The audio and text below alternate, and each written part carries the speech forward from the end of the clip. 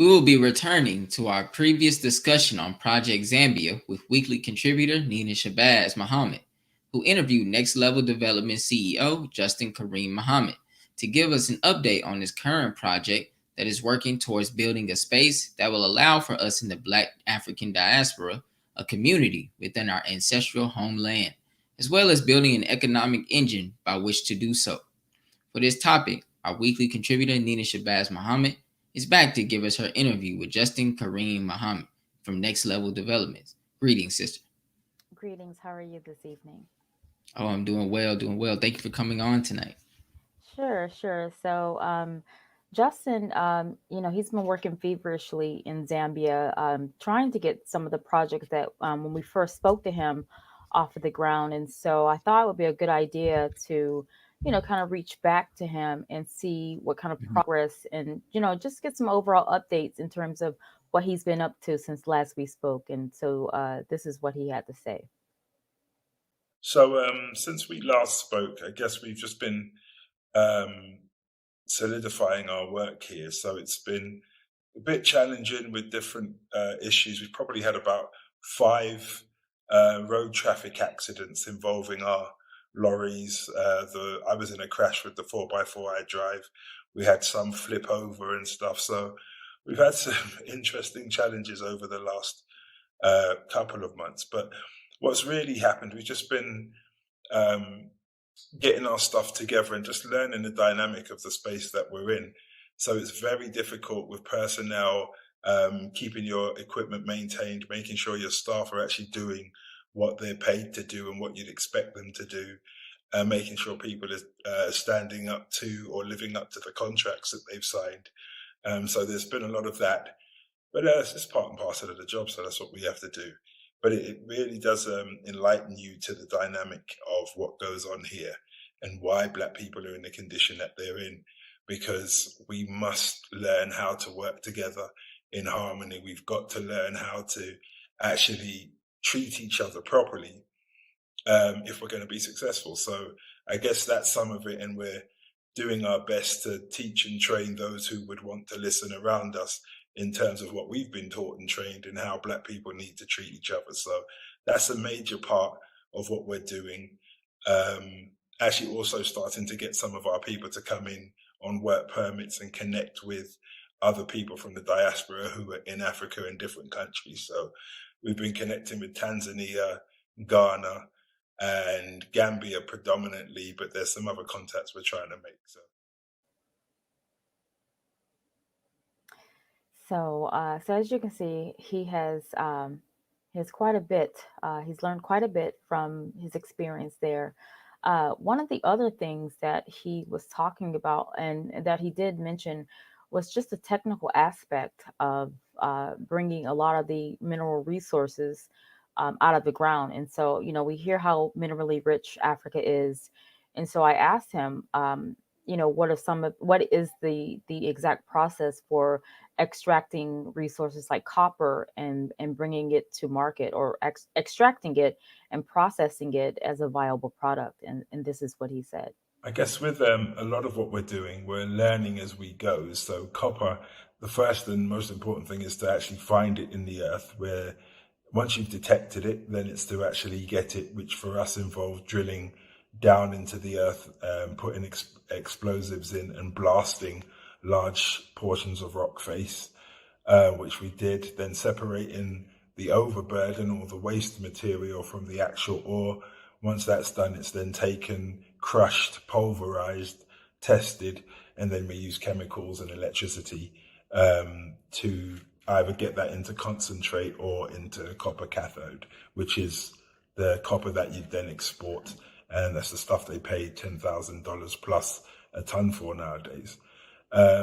We've sort of hit a difficulty in as much as all of the smelters here are owned by Europeans or Chinese, and they actually work in their respective groups together to keep the locals out. So our next big project is we need to raise the money and build together to actually have a smelter of our own, that those of us who are mining ore don't have to sell the ore cheap. We can actually have that produced to the end product and get all of the value out of that. It's pretty similar with the timber. There's a lot that you can do with it, but if you're not processing it to its end result, you don't actually get the best value for your product. So that's where we are with those. I mean, it's still going on. It's a long road. We don't expect to finish anytime soon, but the main thing is to start looking about how we build the value chain until we control as much of it as possible with the Zambians. So I kind of wanted to ask him because I know initially we wanted to paint a rosy picture, and we think of Africa as a beautiful continent as it is.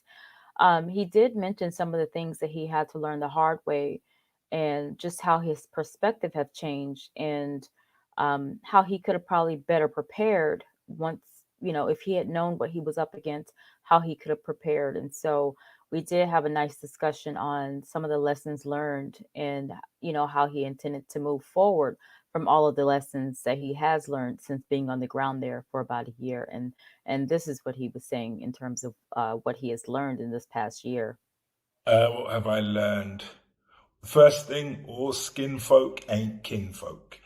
And I guess it's really difficult sometimes when you come to actually work and grow and build with your own people, that generally that will be the first challenge to overcome, the first to actually handle you disingenuously or dishonestly. So all skin folk ain't kinfolk, and everything has to be checked, double checked, triple checked. Everybody who says they're a mechanic isn't a mechanic. Everybody who says they're a builder or they work in construction, even if they turn up with documents, isn't in construction. And everybody who says they can drive a truck just because they have a license doesn't mean they can drive a truck. So we actually incurred quite a lot of damage on one of our big trucks because one of the guys who we were considering employing on his test drive destroyed our gearbox, it seems.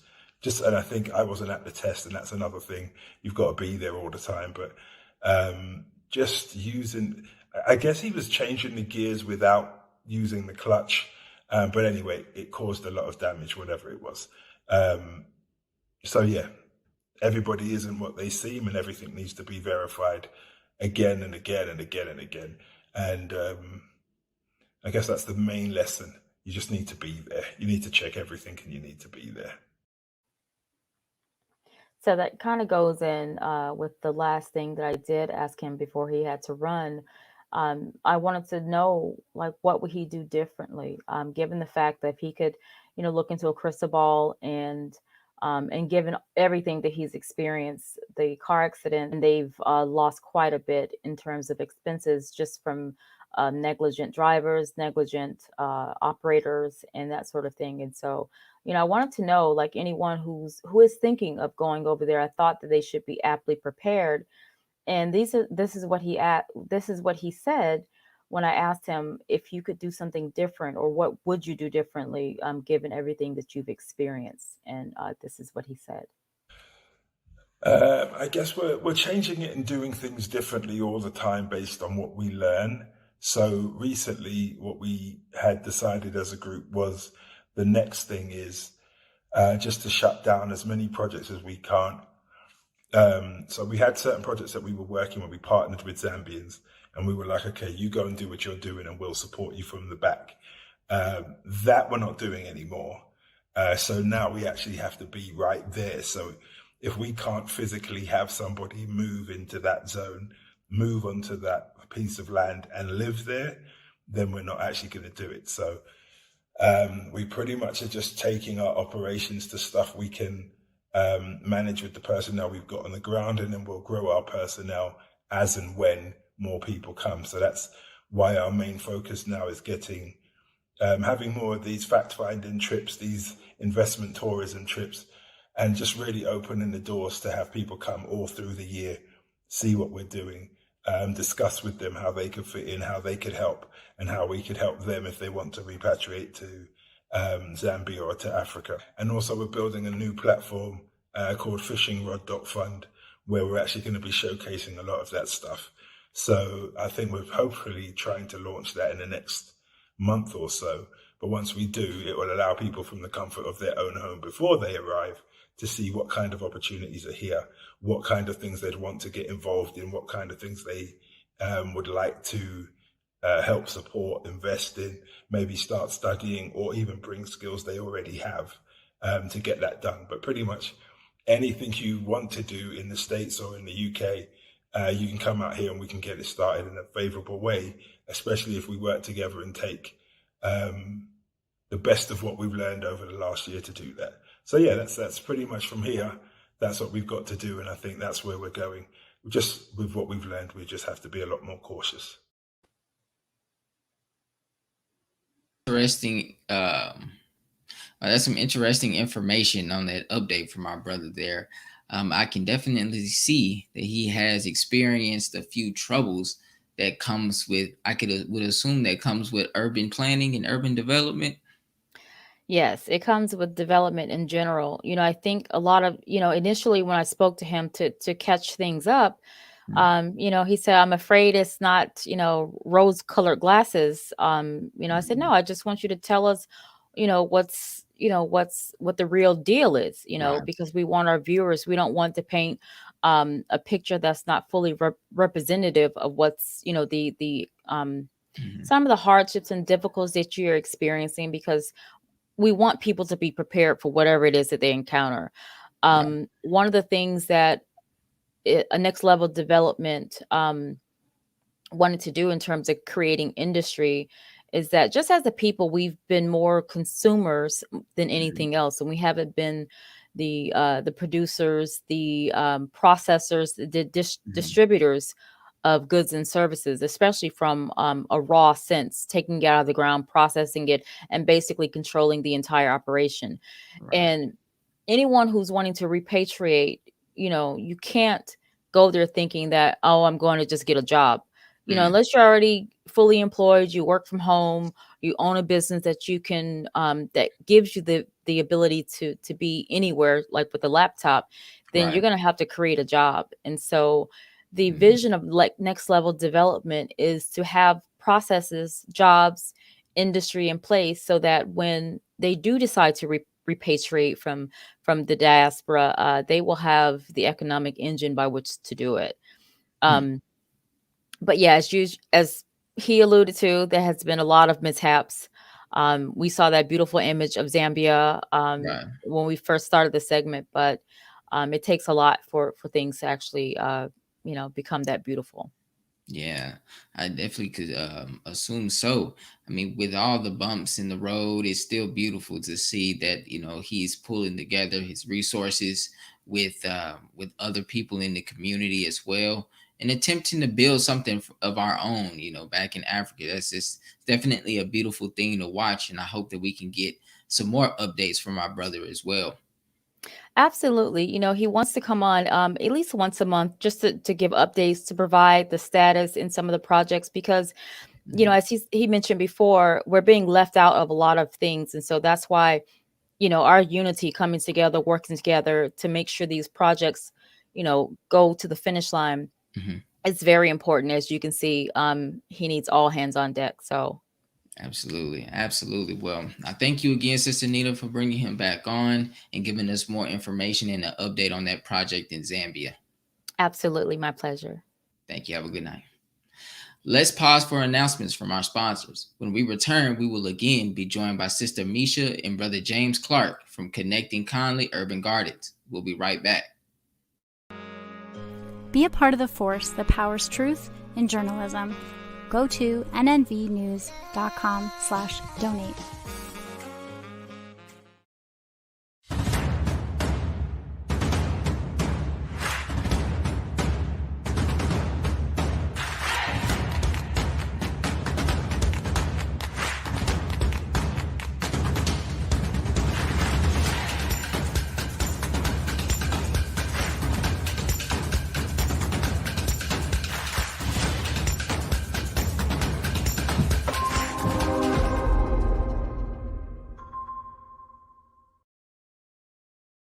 worldwide, 24 hours a day, 7 days a week. Download the Final Call Radio app and take us everywhere. On your phone, on your computer, on your tablet, on Instagram, Facebook, and Twitter. You can also log on to finalcall.com and click the Listen Live button or finalcallradio.com. Final Call Radio, the official voice of the Honorable Minister Louis Farrakhan and the Nation of Islam.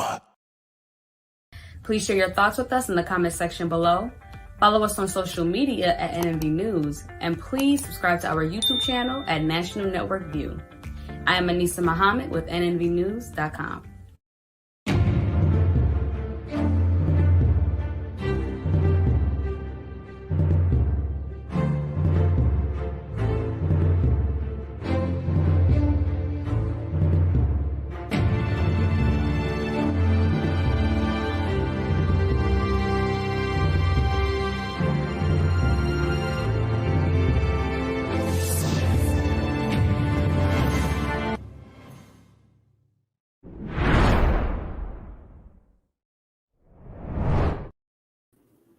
Konnecting kindly focuses on the benefits derived from gardening, growing your own fruits and vegetables, and offering life coaching services.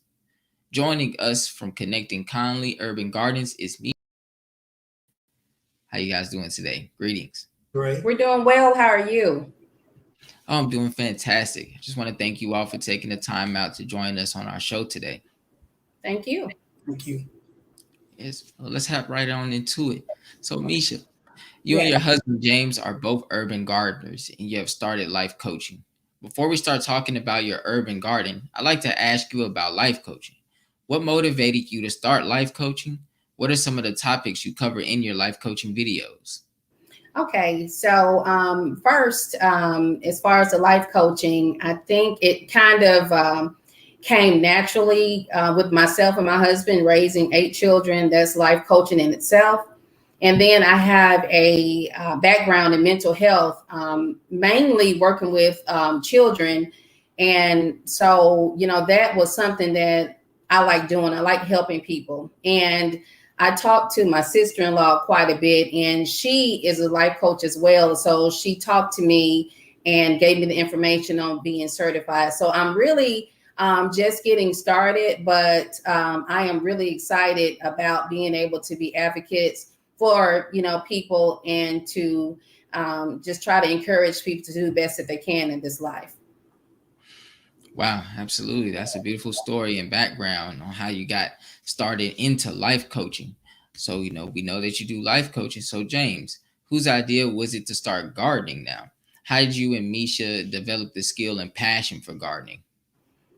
Well, like I said, growing up in the South, you know, it's something that we watched our grandparents and parents do, and it's just something that came natural. And then another thing is, like I said, we raised a big family, and so we wanted to subsidize, you know, food, and it was a way that we could teach our children to grow food. And plus, you know, if you want something organic, I say grow it yourself. So that's how we got it. We learned how to do it, and we enjoyed it. Right. It's a good hobby. You know. Absolutely. Wow. Yeah, that's wonderful. I've tried to do some gardening myself. So hopefully we can figure out some tips and tricks to help really plump my garden, my fruits, and my vegetables up as well. Yes. So, yes. Meshia, how many different vegetables and plants do you own do you grow in your garden? What are some of the easiest plants to grow, and what has been more difficult to grow? Okay, so currently we have about 19 different variety of plants, and we do have 2 fruit trees. You know, we have strawberry, cucumber, eggplant, potatoes, sweet potatoes, cabbage. We have a lot of plants. Now, as far as something that's kind of hard, I think, you know, sometimes it's just like with cabbage, you have to worry about bugs eating the plants or insects getting on there. And so it's just finding the right combination of products to use, because you want to try to keep things as natural as possible. So it's just finding what works to keep the insects from eating up everything, or to keep animals, squirrels we have in our area. They like to steal tomatoes. They like to steal your peaches. So you have to try to find something to keep not only the insects away, but to keep little animals away as well, depending on what area you're in. Okay. So what tips and tricks could you offer as far as keeping the bugs and the animals away? You can use a neem oil, which is a natural it's essential oil. Yeah, it's natural. You can get you some neem oil and mix with some water, and you can spray it. Use that for your repellent. Because we try to use you want to try to use something natural as possible. I mean, sometimes you may have to use something different. Some people use like vinegar and water. As far as like the animals, some people have even you can take black pepper and sprinkle around the plants, or red pepper to try to deter them from eating your plants. Okay, absolutely. Yeah, because I had some problems with some little critters trying to eat my plants as well. So that was I thank you for that. Thank you for those tips.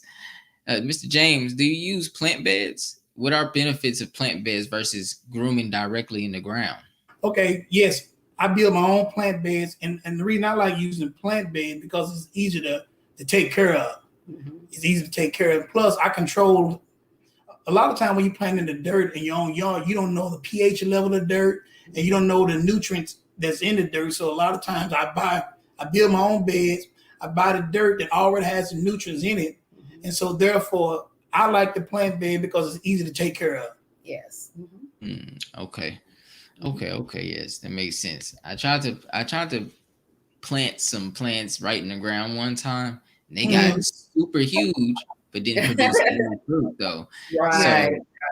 So I wonder, like, why is it that a plant can grow and show signs of, it like it's about to be a very fruitful plant, but then not produce any fruits?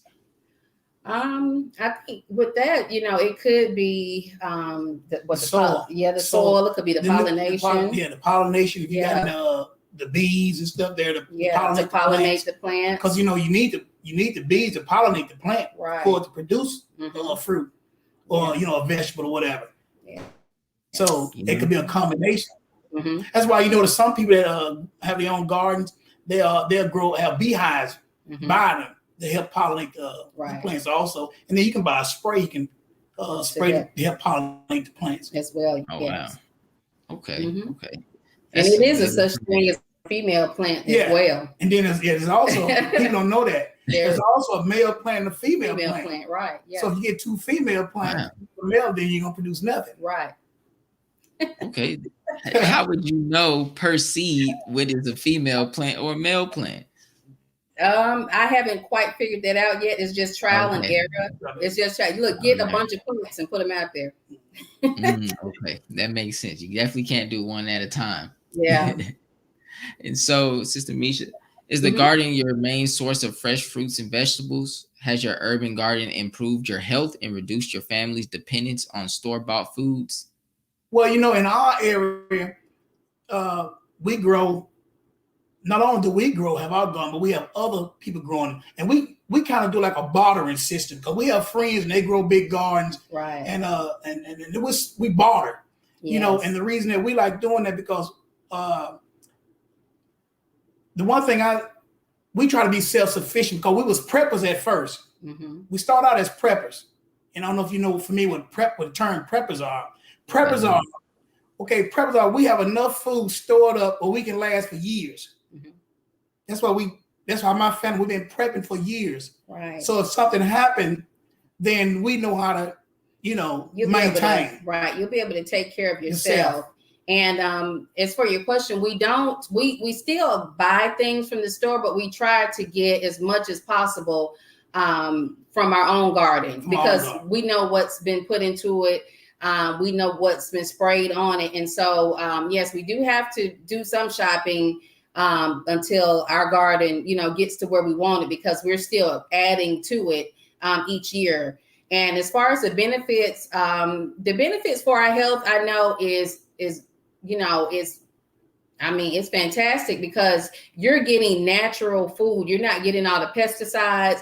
You're not getting all even germs from people touching GMO, all over there. Yeah. You're not eating the GMO products that's being produced with the, because most of the food nowadays, you have to be careful with the GMO Right. And then genetically modified food. Yes. And you know that it's real food. Yes, real food. Plus, you want to get heirloom seeds.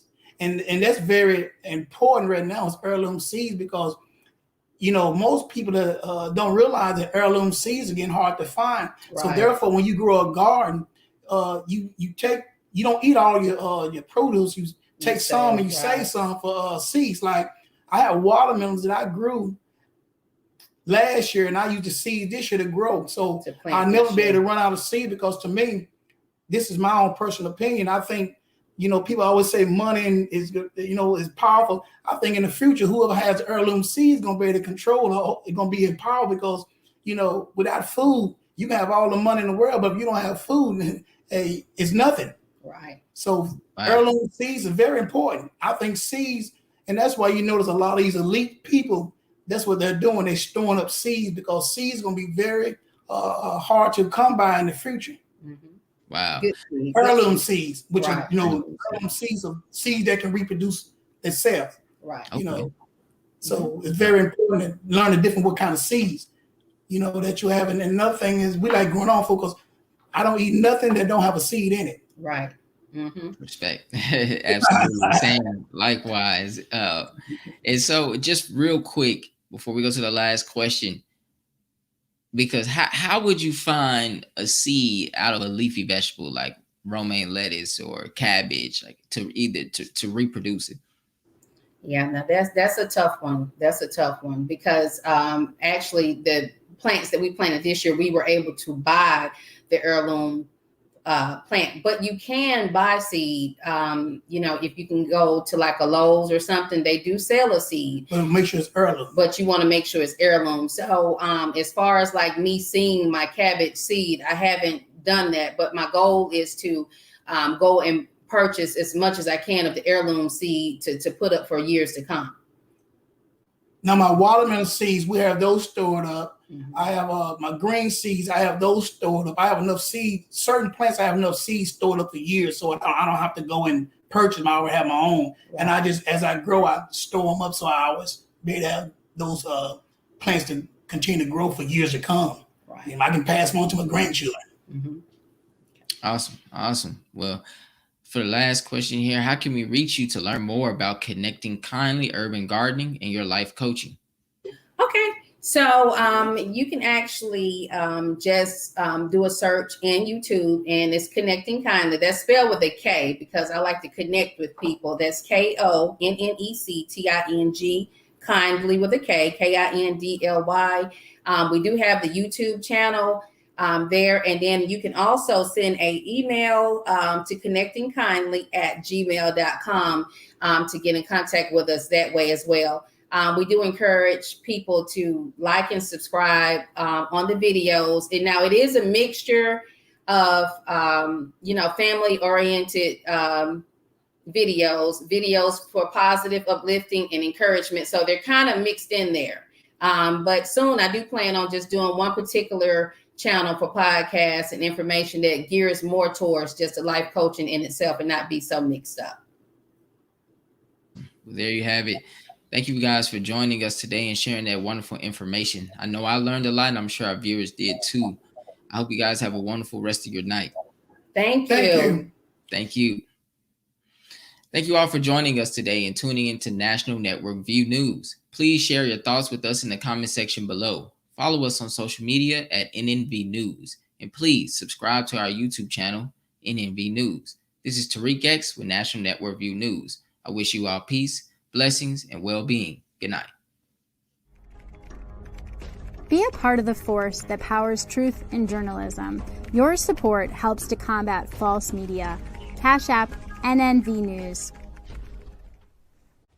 Asiatic Minds, online education, helping our children to discover their God-given skills, gifts, talents, and passion that will allow them to see their greatness as well as the greatness of our people. And upon discovering that greatness, infusing them with the desire to use it for the betterment of themselves, their families, our people, and the world. Classes begin September 1st. To enroll, visit AsiaticMinds.com. This is Sister Sajda Muhammad. We are proud to announce that the Sajda House commemorative Elijah coins are finally here. This priceless heirloom, made from recycled copper from the messenger's home, is now available at sajdahouse.com. Greetings from National Network View. This week's Final Call cover story headline is A Call to Action. Children's Health Defense files petition for Food and Drug Administration to remove experimental COVID-19 vaccines from the market immediately due to reports of more deaths and injuries. This FCN volume number 36 edition middle page article is a message by the Honorable Minister Louis Farrakhan entitled, Blacks must no longer be a consumer nation. We must change to survive. To read more, subscribe to FinalCallDigital.com and tune in to the all-new Final Call Radio. This is the NNVNews.com Final Call cover report. Please make sure you leave your comments and questions in the comment section below. Follow us on Facebook, National Network View, and make sure to check us out on Twitter as well, National Network View. This is Sergio Gutierrez with National Network View, signing off.